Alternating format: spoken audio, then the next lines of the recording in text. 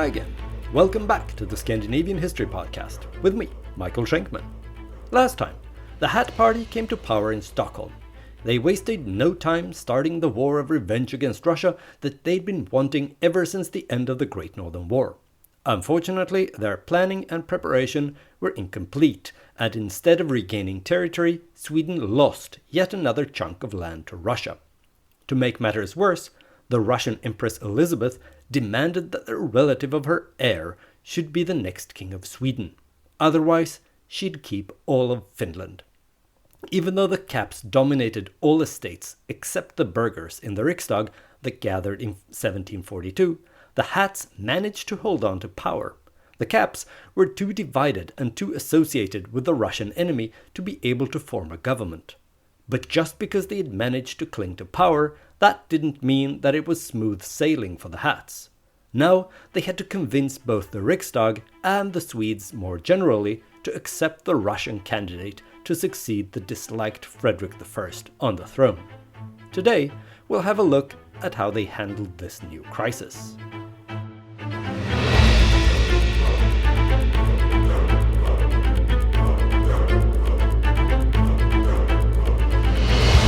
Episode 112, The Last Dalacarlian Revolt. Out in the countryside, resentment against the goings-on in the capital had been growing for quite some time. What historians call the Age of Liberty was seen as government of lords by the population in general, who didn't feel particularly liberated.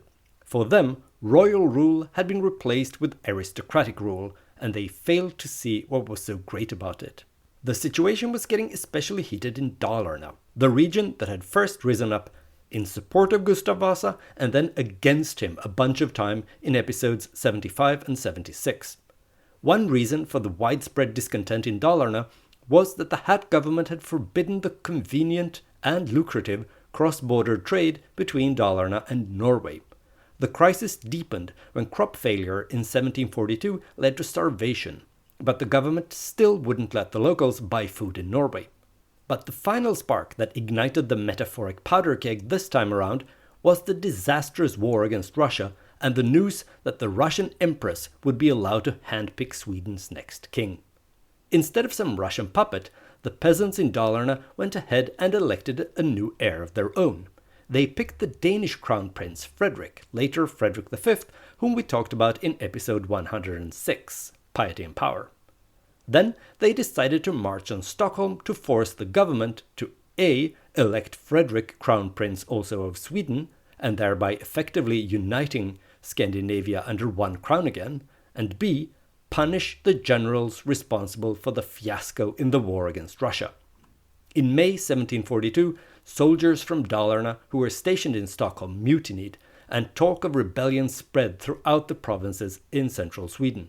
In several places, the peasants protested against additional call-ups of soldiers and demanded that the peasants should be armed instead to be able to protect their homes.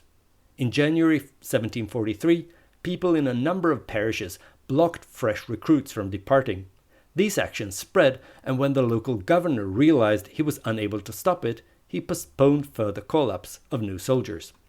In March, representatives from Dalarna and the neighboring province of Hälsingland declared at the ongoing Riksdag that if the Danish Prince Frederick wasn't elected crown prince and the generals weren't punished, they wouldn't allow any new soldiers to be called up from their provinces. The demands were denied, and when the governor once again tried to have a new regiment of fresh recruits depart, he only barely escaped being lynched. Apparently, he didn't learn from this experience, and on May 15th, he had a proclamation read out in all the churches in Dalarna, warning the peasants to pipe down and stop causing trouble, or else. The threat had the opposite effect. Instead of calming things down, it became the spark that ignited the rebellion. The peasants gathered in Mora, the town where Gustav Vasa had appealed to the locals to join his rebellion more than 200 years before, and on May 30th, they decided to revolt. They sent out messages to all the parishes in the province to join in the rebellion and prepare to march on Stockholm. The soldiers who still hadn't departed joined their ranks, and on June 8th, they entered the town of Falun, where a firmer hierarchy of the rebel leadership was established. Skinnar Per Andersson, a local peasant with a seat in the current Riksdag, became the leader of the rebellion, but the supreme command was given to a bookkeeper called Gustav Skedin. A major from the local regiment by the name of Wilhelm Gustav Wrangel was appointed military advisor. Once they'd settled on who was in charge, the rebels plundered a military depot, equipping themselves with weapons and provisions. Then they started their march toward the capital on June 11th. They brought with them the governor and a few other notables as hostage, just in case. In a pattern we recognize from the rebellions against Gustav Vasa that also started in Dalarna, peasants from other neighboring provinces joined the revolt as the rebels marched towards Stockholm. In the morning of June 20th, they were closing in on the capital. Thousands of irate peasants, armed with guns, clubs, and scythes, marched to military music and under fluttering banners. At the head of the column, Skedin rode on a horse. But then, a group of people approached them from the city. It was led by Count Axel von Fersen the Elder, a senior politician and officer who had orders from the king to stop the rebels from reaching Stockholm. When von Fersen called out, "Halt! The king approaches!" Skedin grew pale as a sheet. He stopped the column of rebels and went to meet King Frederick, who really was present in the group that had come to meet them. Meeting the king clearly shook the rebel leader, who dismounted out of respect. King Frederick explained to Skedin that a peace treaty with the Russians had already been signed. The Russians had promised to evacuate Finland again, at least most of it, as long as Adolf Frederick was elected heir to the throne. In effect, the peasants had to choose between the Danish prince or Finland. Furthermore, the king promised to meet with a delegation of rebels and to listen to their complaints, provided that the rest of them would halt here and not enter the city. Skedin, awed at having met the king himself, agreed. Things could have ended there, but as soon as King Frederick and his entourage had returned to Stockholm, the rebels started to talk among themselves. Many of the peasants were skeptical. They suspected that it was all a trick, that there was no peace agreement, and that the government was scared and desperate to end the rebellion and avoid punishing the responsible generals. Soon enough, the peasants were marching again. Military music, banners, and everything. When they reached the northern city gate, they encountered soldiers who were posted there. But since the troops had strict orders not to use violence, the peasants could easily push past them into the capital. They even seized a couple of cannons on the way. They halted when they reached the square called Gustavus Adolphus Square today, just across the water from the brand new royal palace. They set up camp on the square, placed guards on the streets leading to it, and moved into the surrounding houses. The following day, the Riksdag sent a high-ranking delegation to talk to the rebels, hoping to defuse the situation. But the rebels just screamed at them that the peace treaty was fake news, and the members of the delegation had to withdraw without having achieved anything. Another tense night followed, but on June the 22nd, the square was surrounded by troops and an announcement was read out, explaining that any and all rebels who hadn't surrendered by 5 p.m. that evening would be treated as traitors. The rebels were not impressed, and more of them gathered on the square. After the deadline had come and gone, troops posted by the square were ordered to open fire on the rebels. But they refused. The outcome of the standoff hung in the balance for a short while until a cavalry unit was brought up. They followed orders and attacked the peasants on the square. What followed was a virtual massacre. Approximately 150 peasants were shot dead, and more than 3,000 survivors were arrested. Skedin and Wrangel, the military commander and his advisor, had been arrested even before the attack took place. That was the bloody end of the rebellion in Stockholm, but that didn't mean that the peace was restored throughout the country. Throughout the month of June, peasants all over central Sweden met at local things and voted to join the Dalacarlian rebellion, sometimes even after the massacre at Gustavus Adolphus Square. The local authorities did what they could to stop the formation of new marches on Stockholm and try to inform the angry peasants about the peace treaty with Russia and that the original rebellion had been crushed. In most cases, these efforts were successful, eventually, even though it took some convincing and even limited force here and there. But at least one group of peasants reached Stockholm in early July. By now, they knew that they were too late to participate in the rebellion, but they demanded that generals who'd led the war in Finland be punished, that the taxes be reduced, and that the imprisoned peasants from Dalarna be released. They were even allowed to present these demands to the Council of the Realm on July 12th. The Dalacarlian rebellion had shook the government. It had been a serious threat, but the authorities did what they could to hide this fact. They wanted to minimize the events of 1743 in the collective memory. The rebellion was officially called the Great Dalacarlian Dance in a blatant attempt to belittle it. But the seriousness of the rebellion can be seen in the legal repercussions. The rebel leaders were given harsh punishments. Many of them were executed, and Major Wrangel was sent to prison. Some managed to escape punishment by slipping across the border into Norway. Many of the regular peasants died from disease in the overcrowded prisons, but the majority of the survivors were eventually let go again after representatives from their home parishes pleaded for mercy on their behalf. To avoid that anything like this would ever happen again, the government decided to make it a criminal offense to send or carry messages calling for a rebellion. Furthermore, they criminalized not reporting this kind of activity, but also stipulated that anyone who did report it would receive a reward of 100 thaler in silver. Anyway, now that the order was restored, Adolf Fredrik could be elected Crown Prince of Sweden. But who was he, this man that the Empress Elizabeth wanted to see on the Swedish throne? It turns out he actually had some Swedish connections. His father was the brother of Karl XII's drinking buddy, Duke Frederick of Holstein-Gottorp. And Adolf Fredrik's mother was a great-great-granddaughter of King Karl IX of Sweden. You may remember Karl IX as the king who stole the crown from his Catholic nephew Sigismund and who caused an existential crisis for the Sami by insisting that they pay taxes in fish and reindeer meat. So Adolf Fredrik was actually a descendant of the old Vasa dynasty, albeit through his mother, so it didn't really count. The year after he became Crown Prince of Sweden, Adolf Fredrik married Princess Louisa Ulrika of Prussia.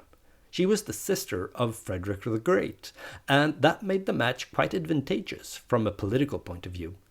But the proud and headstrong Louisa Ulrika didn't fit in too well in the Swedish political system during the Age of Liberty. She was used to absolute monarchy and resented the Swedish system where commoners, even peasants, had political power. In her, not so humble opinion, they should bow and scrape, not dictate to kings. As a petty revenge, she made the representatives of the peasant estate in the Riksdag sit on backless stools instead of in proper chairs when they had an audience with her husband. That's why a ministerial portfolio can still be called a stool in contemporary Swedish political jargon. Adolf Fredrik and Louisa Ulrika had a complicated relationship not only with the Swedish politicians, but also with the elderly King Frederick. The king treated them with great generosity and flawless politeness, but even though relations were pleasant enough, they were far from close. Louisa Ulrika objected to the king's lifestyle of leisure and lewdness, almost as much as to peasants having political power. Even though Empress Elizabeth got her way, Adolf Fredrik never really became a Russian puppet. To begin with, the constitution of the Age of Liberty limited his powers, and what little power he had was basically controlled by his Prussian wife. At the end of the day, it was Louisa Ulrika, much more than her husband, who would make an impression on the political landscape in Sweden. To begin with, the new crown prince and his wife sided with the Hats. That made sense, since they were the aristocratic party. But it also helped that leaders of the Hats signaled that they'd be open to expanding the king's power. But the relationship between the royal couple and the Hats soured when they refrained from changing the constitution when they had the chance. Adolf Fredrik and especially Louisa Ulrika felt cheated. But what really annoyed them was that the government approved an engagement between their eldest son, Prince Gustav, and the Danish princess Sophia Magdalena. Adolf Fredrik and Louisa Ulrika had been dead set against this match, so the decision led to a complete break in the relations between them and the Hats. After Adolf Fredrik became king in 1751, a new party known as the Court Party emerged around the king, or more precisely, around the queen. The primary goal of this party was to increase the power of the crown. What followed was a constant tug-of-war between the king and the Hats about the limits of the monarch's personal influence over policy. When he didn't get his way, the king refused to sign government papers, which, due to a loophole in the constitution, meant that they weren't valid, thereby giving the king an indirect veto over all government decisions. Both sides felt wronged, and as the Riksdag met in the fall of 1755, both the king and the Hats submitted formal complaints against each other. I don't know what the king thought was going to happen, since the Hats enjoyed a majority in the Riksdag, but the result was that the estates sided with the government against the king. The Riksdag made 3 concrete decisions that enraged the king and the queen. First, the estates decided that the king was to sign all official documents using a name stamp, and if he didn't get around to do it within a reasonable time, the Council of the Realm would be allowed to use the stamp even without the king's knowledge or consent. Secondly, a committee that had been set up to investigate irregularities in the peasant estate was now given the mandate to investigate other political crimes, especially within the court party. This was a direct attack on the Queen's political allies, some of whom had to escape abroad to avoid prosecution.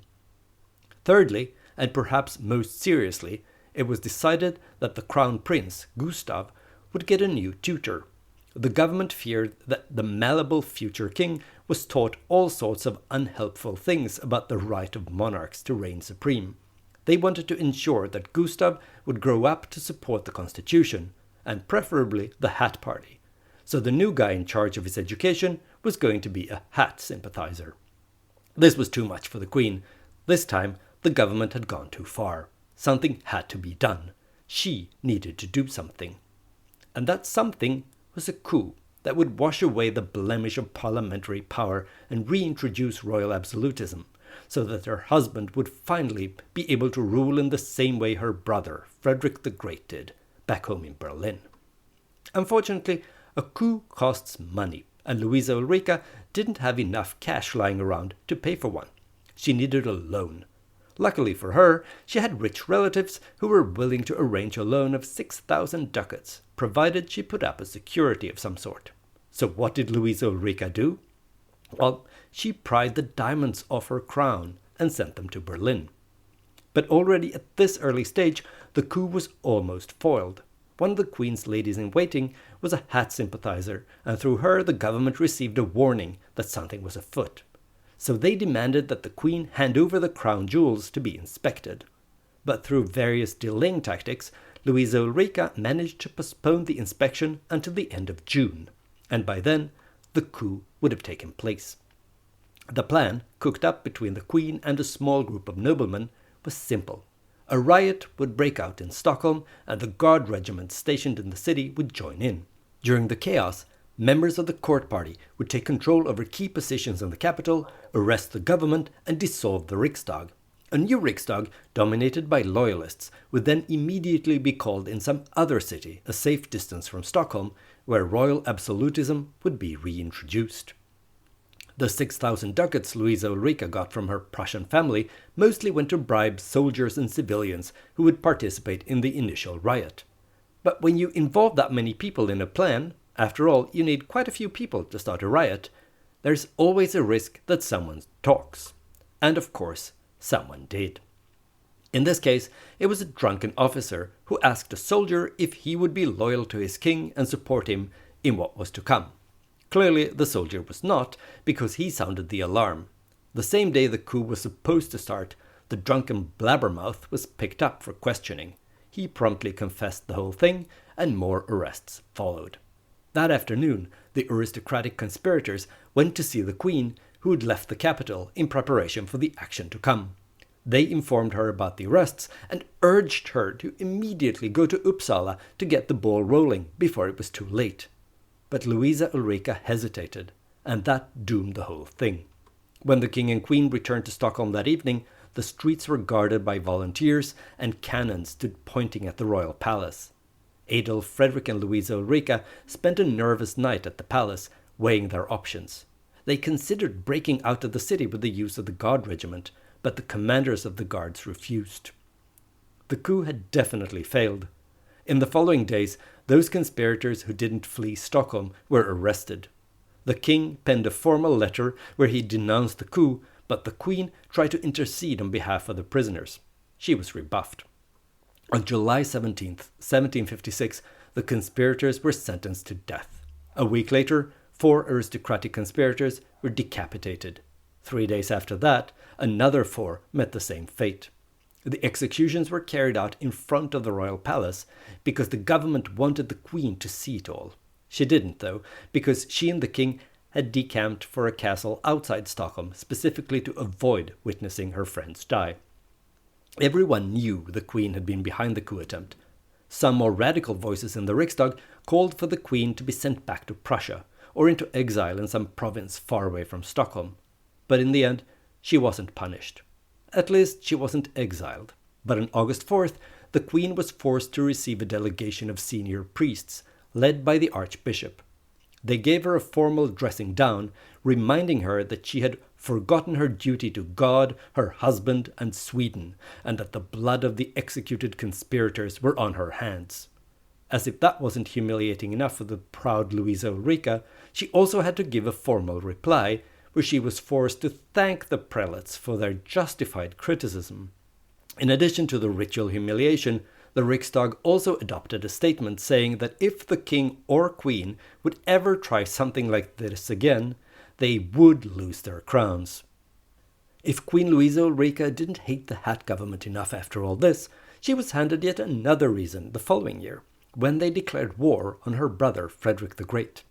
This war, known as the Pomeranian War, was a part of a larger conflict fought between Prussia and Britain on the one hand and Austria, France and Russia on the other. The political landscape in Europe shifted dramatically when Britain and France abandoned their old alliances and created a new one. The abandoned previous partners went right ahead and formed a new alliance of their own, so now the former arch-enemies, France, Austria and Russia, were suddenly on the same side.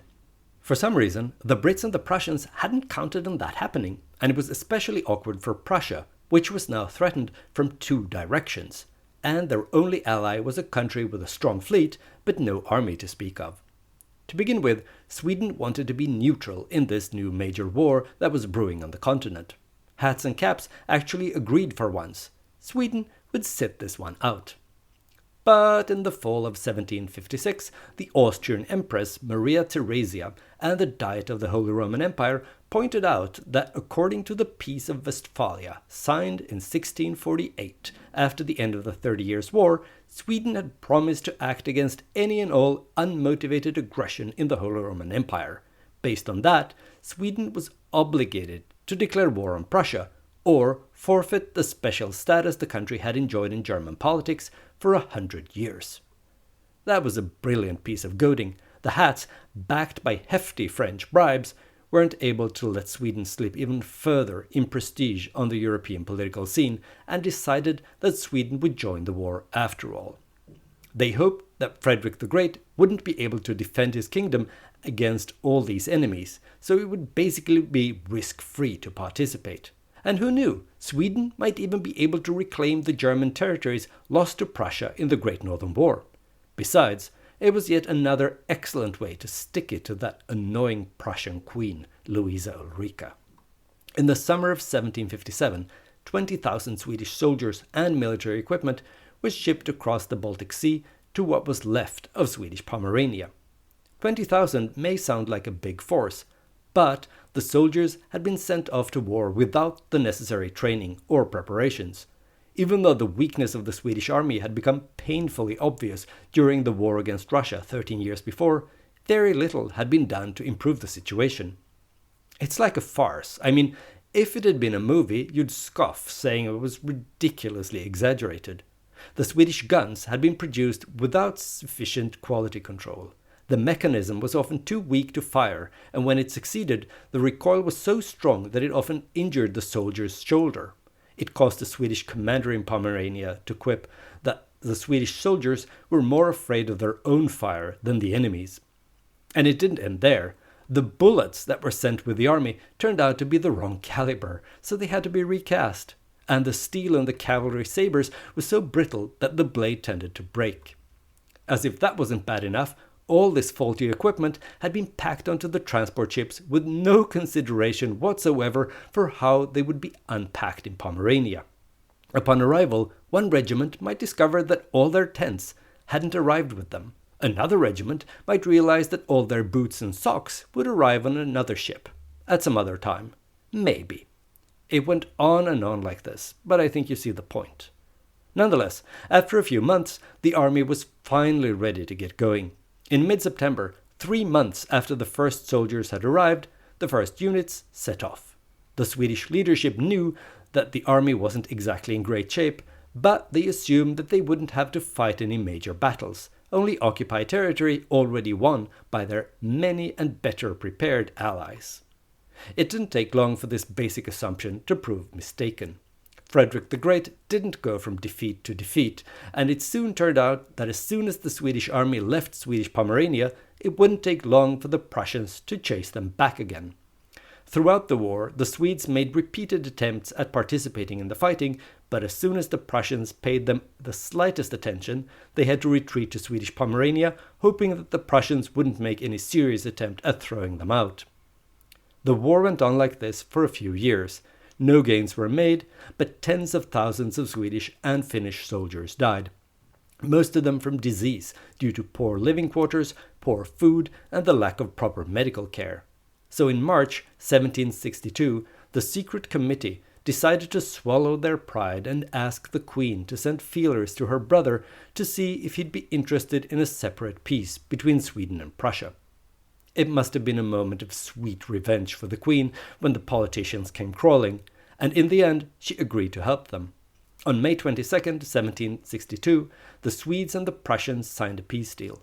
No territory changed hands, so everything went back to how it had been before the war, except for the tens of thousands of soldiers who died, and the taxpayers who had to come up with 62 million thaler to pay for the whole thing. One good thing came out of the Pomeranian War, though. Many Swedish soldiers returned home with potatoes, which they'd learned to eat and grow in Germany. A few officers even ordered their men to bring back potatoes to plant at home. Next time, we'll talk more about the introduction of potatoes and their almost miraculous effect on public health in Sweden. The military fiasco and the heavy cost for the war, both in human lives and money, undermined the Hats in the Riksdag. The party also splintered when a faction split off. But that faction didn't survive long, and when its leader joined the court party, it dissolved. Nonetheless, the Hats miraculously survived one more election, partly thanks to their alliance with the court party. It wasn't until the Riksdag that opened in 1765 that the Hat government fell from power. The Hats lost power to the Caps, or rather the so-called Younger Caps, since the original Cap party had imploded.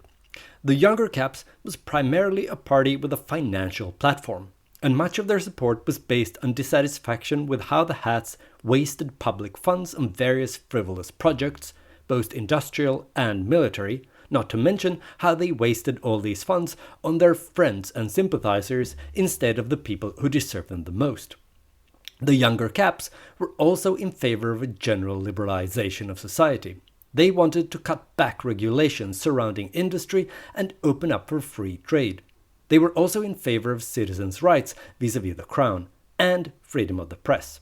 Just like the original Caps, the younger version of the party was in favor of peace, but that was no longer a point of contention in the Riksdag. Even the Hats favored peace by now. Still, old habits die hard, and the Younger Caps received their bribes from Russia, just like the first Caps had. As soon as they came to power, the Younger Caps set about eagerly implementing their own economic program and exacting revenge on their Hat opponents who were now out of office. Unfortunately for the Caps, they were a little too enthusiastic about their reforms and caused quite a bit of damage to the economy. That didn't exactly increase their popularity, but it was their closeness to the Russians that would prove to be the Achilles heel of the Younger Caps, as it had been for the older ones. At the time, the Russians were applying pressure to Poland, involving itself in Polish politics, and eventually implemented the first partition of the country together with Prussia and Austria. Being an ally of this aggressive power that was gobbling up its neighbors was not a good look. The Hat and court parties decided to exploit this, in order to topple the younger caps. In order to capitalize on the anger against the cap government, the Hats and the court party needed to dissolve the Riksdag and have a new election. The government was obviously not going to do that, so to get their way, the opposition asked King Adolf Fredrik to help them. They promised him, again, that if they just get into government, they'd return the executive power to the king. Considering that they'd reneged on their promise the last time, Adolf Fredrik was skeptical and only agreed to assist them after the Hats provided him with a promise in writing. The written commitment, in combination with the eager encouragement of the Crown Prince Gustav, convinced the king. At the council meeting on December 12th, 1768, he announced to the council members that he demanded that a new Riksdag be called, and if that didn't happen, he'd quit. The council would have 3 days to decide. When the 3 days were up, the council members explained to the king that he couldn't abdicate to them because he'd been given the crown by the Riksdag and they weren't going to call a new Riksdag, so there. The king responded that in that case, he would go on strike until a new Riksdag was called. The council members thought about this for a moment or two, and then they decided to call the king's bluff. Let him strike. After all, they had his name stamp. They didn't need the king to run the country. In theory, that was true, but in practice, things were a little more complicated. The bureaucracy was dominated by Hats, a hat deep state, if you like, and the heads of the various government departments announced that they would not accept any documents signed with the name stamp instead of the king's real signature. As if that wasn't bad enough, the military commanders in Stockholm let it be known that under the current circumstances, they couldn't guarantee that their troops would be able to keep the peace in the capital. That thinly veiled threat was made more dangerous by the fact that people were gathering here and there in the streets, protesting against the Council of the Realm. The situation quickly risked spiraling out of control. The central bureaucracy was in open revolt, and the military was threatening to do the same. In the wings, the French ambassador was urging the court party to exploit the crisis to stage a coup and reintroduce absolutism. It's not a too bold guess to assume that French money was financing the protests in the streets. After 5 days, the council caved. They agreed to call a new Riksdag. Predictably, the younger caps lost the majority and a new coalition of Hats and the court party came to power. But once in power, the king's hopes were dashed. Again. Instead of handing any of their new-won power over to Adolf Fredrik, he and the rest of the royal family had to settle for the government paying their debts and increasing their allowances. So Adolf Fredrik never did get to enjoy increased royal power.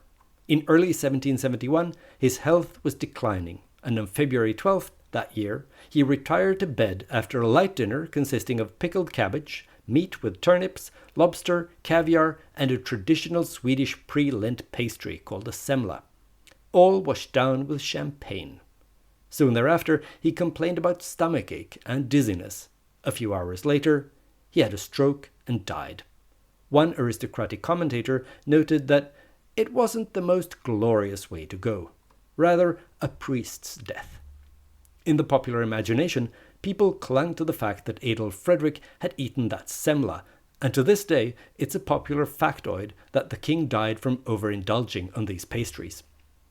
The news of Adolf Fredrik's death was met by general grief. He'd been a popular king, and he'd managed to rehabilitate the monarchy in the eyes of the people. Perhaps because they really liked Adolf Fredrik, or perhaps because they were disappointed by the politicians running the country during the Age of Liberty.